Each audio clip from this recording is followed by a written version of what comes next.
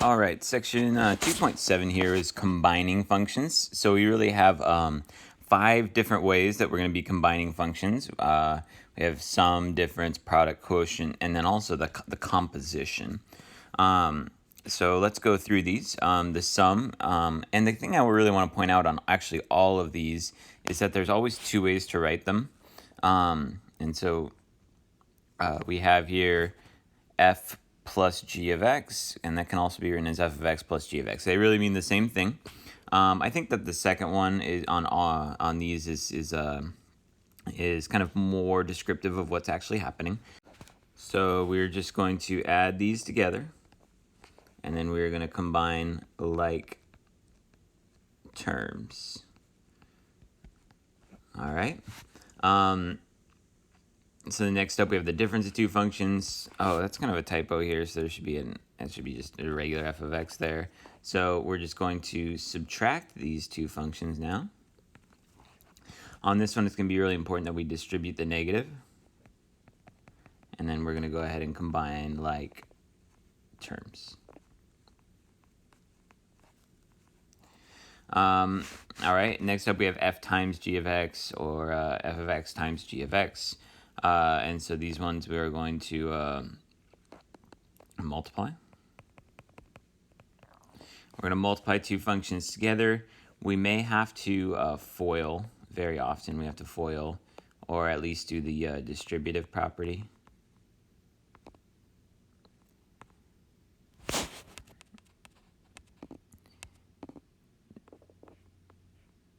Distribute. All right. And then next up we have the quotient, and then we're going to divide the 2 functions, and then you're going to simplify wherever possible. All right, but very important on this, on all of the above, the domain of the new function inherits the domain restrictions of both original functions.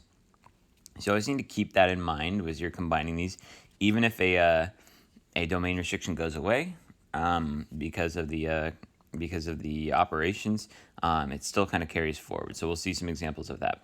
But we also have to look if there's any new restrictions from the new function. We also have to take that into account. All right, next up we're going to be doing composition of 2 functions. So that's f of g of x as it's written there. It's like a g of x inside of an f of x. Or this can also be written as f, and then this little, it's like a little floating orb thing. It's like an open circle that's in the middle of the air there. That's our composite function. Once again, there's 2 ways to write that. In this case, I really don't like, let me do this here. It's Mr. Berry's commentary here. This isn't official. I'm going to put I don't like. This is my opinion. I don't like this notation right here. To me, it gets a little confusing with a little weird floating orb thing. And so what I always tell students is whenever you see that, you can always just rewrite it in this form. This form is actually pretty intuitive of what's going on. It's really plugging the g function into the f function. So plugging the, and I kind of remember this by saying it's plugging the inner function into the outer function. And that's a lot easier to see, once again, in this notation right here. So think about it like that, and we'll see some examples. The function inherits the domain restriction of the inner function and the final answer, but not the outer function. So that's a little weird on that one, but it is the case. So we're gonna have to be careful about that as we're calculating these new functions and their domains. All right, so let's start off here on number 1. And so it says I'm going to find all of these combinations, f plus g, f minus g, f times g, and f over g, and their domains. And so, like we said earlier, the new functions are going to inherit the domain restrictions of any old functions. And so I'm just going to make a note to myself over here that the domain for f of x is going to be x cannot equal positive 2. We know that a denominator cannot equal 0, so if I plugged in 2 into that f function, it'll give me 0 in the denominator. And I know for g of x, I have a radical there, so we know that the inside of the radical must be greater than or equal to 0. So I just need to keep these in mind as I'm doing the other functions. And And so those restrictions are going to carry forward. Okay, so let's do the first one here. We'll do f plus g of x. And so that is just us adding these functions together. So I'm going to say 1 over x minus 2 plus radical x. I think that that's actually fine. I don't know, if you wanted to make a common denominator here, it feels like to me it would be actually more complicated, but we could call this, let's see, if we multiply this by x minus 2 over x minus 2, that would be 1, and let's go ahead and distribute it in here. So 1 plus x rad x minus 2 rad x, and that's going to be all over x minus 2. So I would say this answer is fine, and this answer is also good. They're both correct. So now for our domain here on this one, whichever function we look at, it looks like still on our new function, x cannot equal 2 because we still have that in the denominator, and x also must be greater than or equal to 0. So those new restrictions really just match the old restrictions. And so if I was to write this in interval notation, which you really should, I got bracket 0, and then I'm going to stop at 2. So I'm going to say bracket 0, comma 2, and then from 2 to infinity. All right, so next up, let's go ahead and do part B, which is f minus g of x. And so for that one, I'm going to be very similar here. So 1 over x minus 2 minus rad x, same idea here. And so that is, if you wanted to simplify it very much, and once again, you could leave the answer like that. We could also simplify it with a common denominator, and it would just be kind of, these two terms would be the opposite of what they were before, because when we multiplied this one by the x minus 2, you would distribute a negative into there. So very similar to the last one. And the domain is actually also the same because you can see we have those same restrictions. And so I'm going to say that one's also bracket 0, comma 2, and then from 2 to infinity. Oh, and this was a 2 back here. Just wrote that kind of bad. All right, so there we go. There's our functions. Once again, 2 ways to write it. Either one is acceptable, and then our domain along with it. All right, so now let's go over to the third piece here, which will be f times g of x. And so that is 1 over x minus 2 times rad x over 1.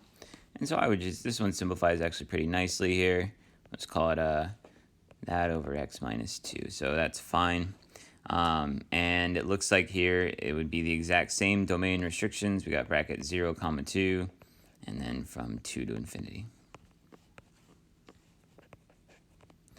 All right, and then lastly here, we'll do f over g of x.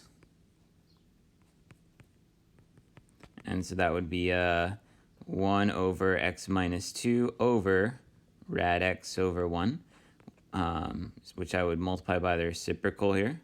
So that becomes 1 over rad x.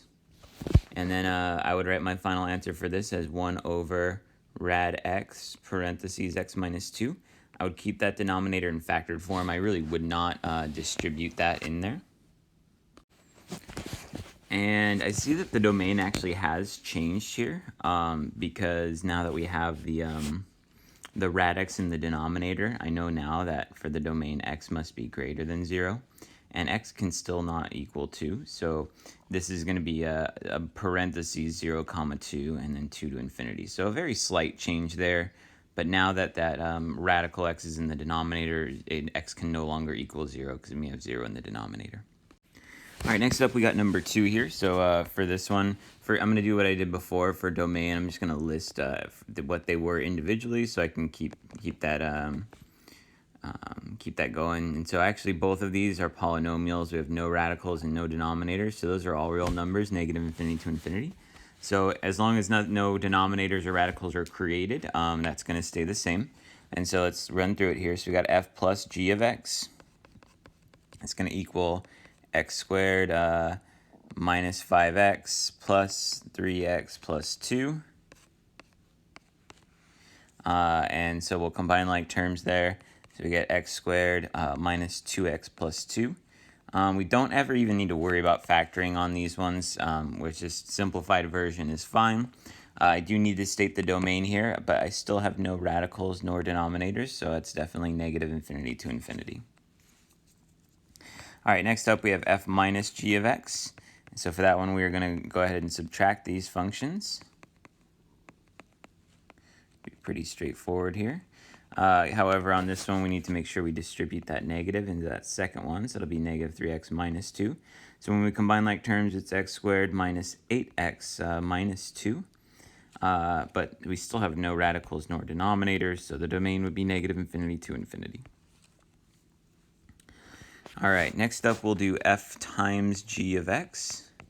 And so that is going to be x squared minus 5x times 3x plus 2. So this one's going to require a FOIL since it's a binomial times a binomial. So we got first times first is going to be 3x to the third power.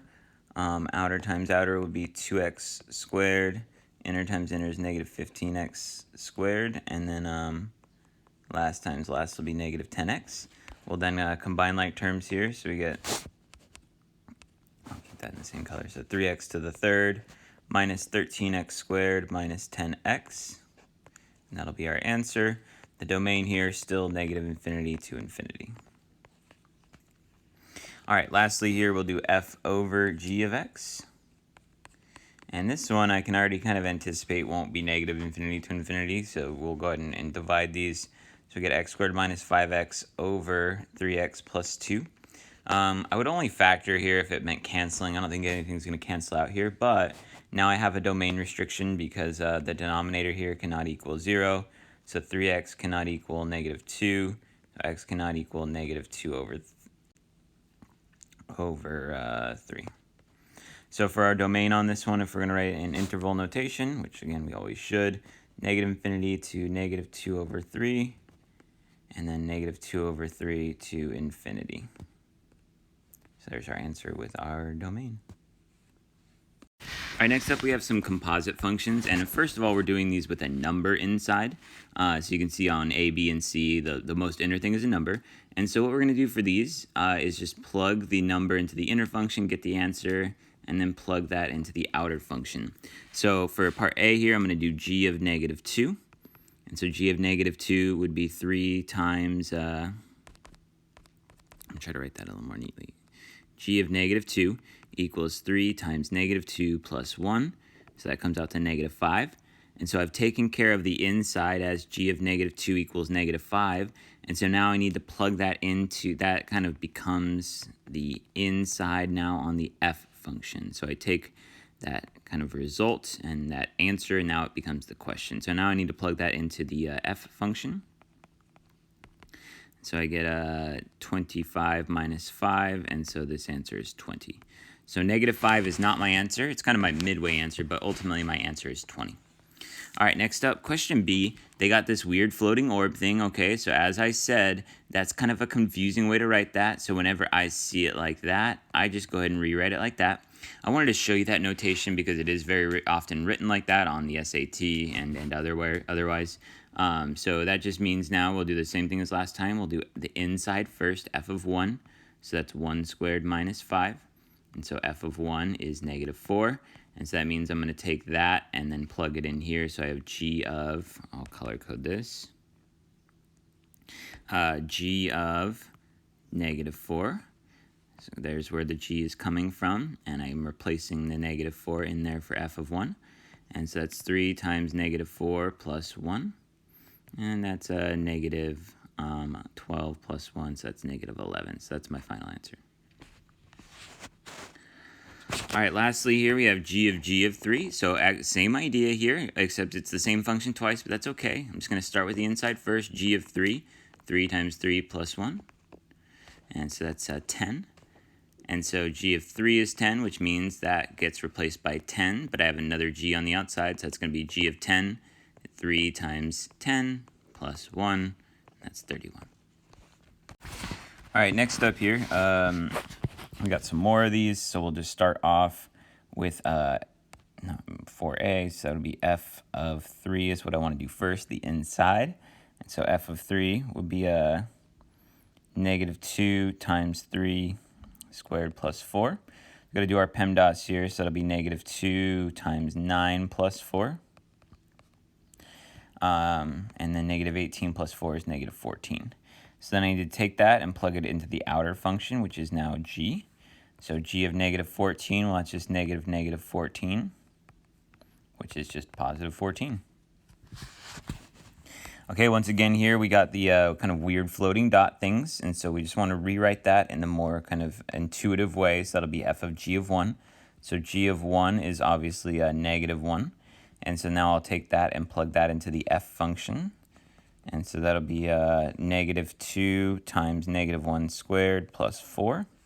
PEMDAS again is very crucial here, so negative 2 times 1 plus 4. And that'll be negative 2 plus 4, so that'll be positive 2. So that's my answer. And then lastly here we got f of 0. We can rewrite it like this and make it easier. So f of 0 is negative 2 times 0 squared plus 4. So negative 2 times 0 plus 4, and so that'll obviously be a positive 4. And so I'm going to take that and plug it back into the f function. So that'll be negative 2 times 4 squared plus 4, negative 2 times 16 plus 4, negative 32 plus 4 is going to give you a negative 28. All right, next up here, now we're going to do this asked to evaluate a composition of a variable. So we're going to plug the whole inner function into the outer function and use parentheses. Now this is where we need to start keeping track of domain.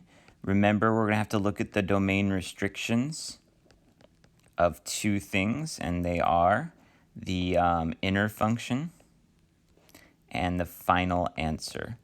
So whatever is the inner function is going to change along the way here, so we need to keep track of that, and we're going to have to look at the final answer. So, for example, part A here, I have f of g of x, and so how I write this, and I'll get to domain kind of at the end, I write it as f of, and then instead of g of x, I write 1 over x.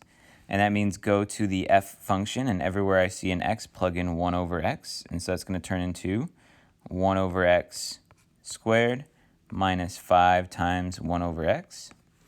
If we wanted to simplify this, it would be 1 over x squared, and then this would be minus 5 over x.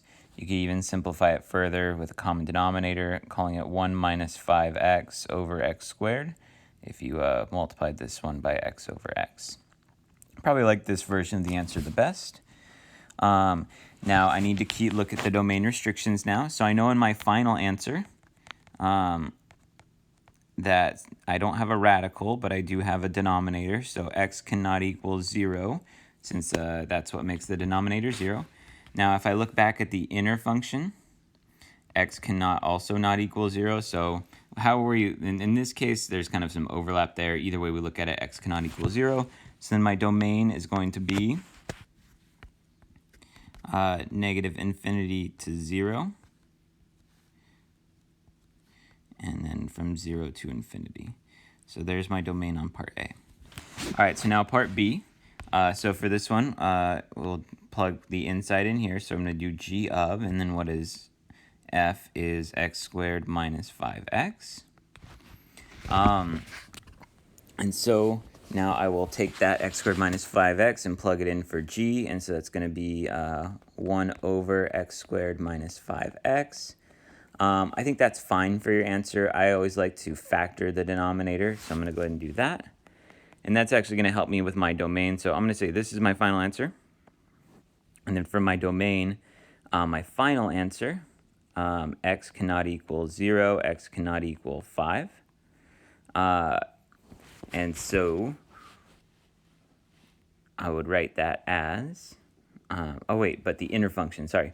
So the inner function, if I look back here, inner function, since that has no radicals or no denominators, there are no restrictions there. So in this case, I'm only going to look at the domain restrictions of the final answer. So I would write my domain on this one as negative infinity to 0, 0 to 5, and then from 5 to infinity. All right, lastly, I'm going to do g of x. So we'll do that over here. And so and remember, even though they wrote it with that weird dot thing, it just means g of x. And so I'm going to say that is g of 1 over x. And so that means I go to the g function, and everywhere I see an x, I plug in 1 over x. So it's actually going to be 1 over x. Now if I multiply by the reciprocal there, times x over 1, this is actually just going to turn into x as my final answer. But a very interesting thing for the domain here, for the domain on the final answer, there are no restrictions.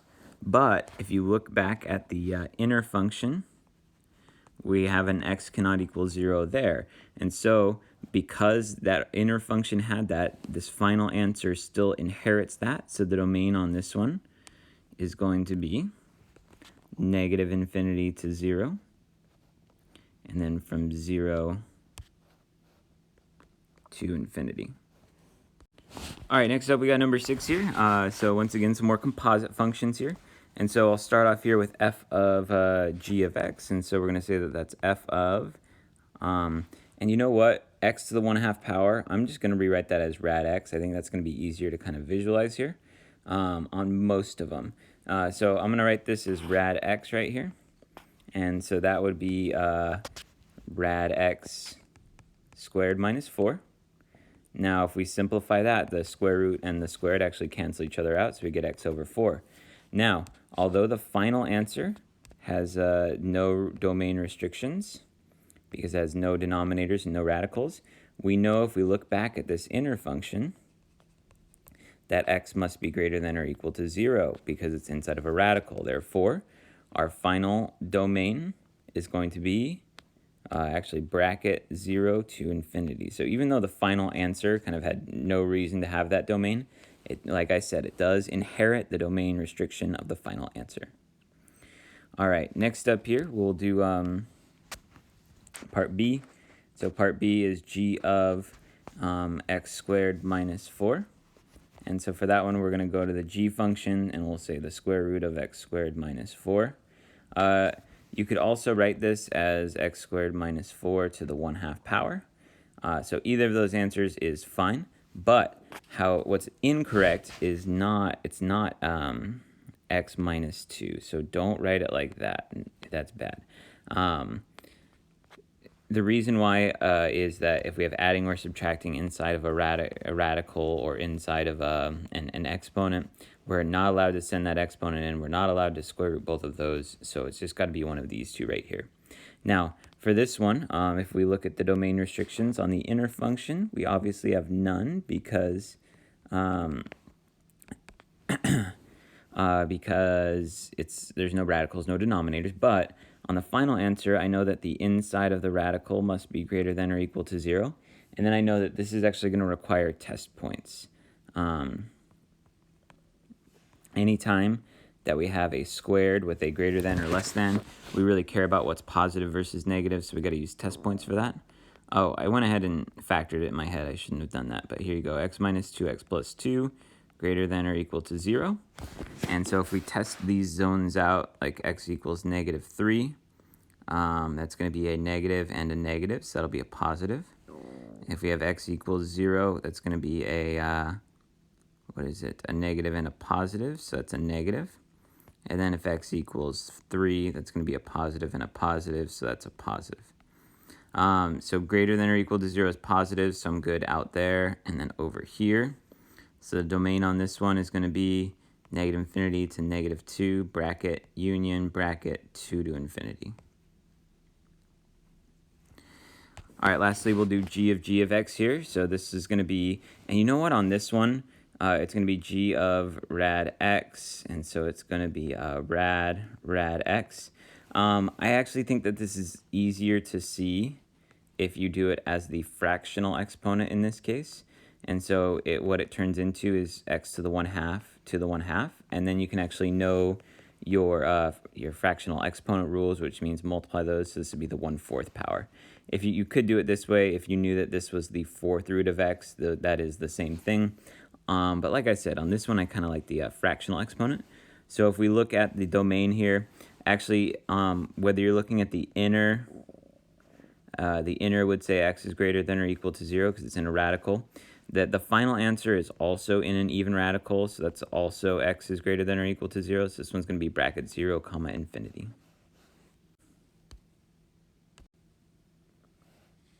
All right, my graphs did not come out very well, so I'm going to go ahead and jump to the table, and I'll go back and make another video for the graph. So for the table here, and you may be able to do the graphs based on this because it's actually kind of similar.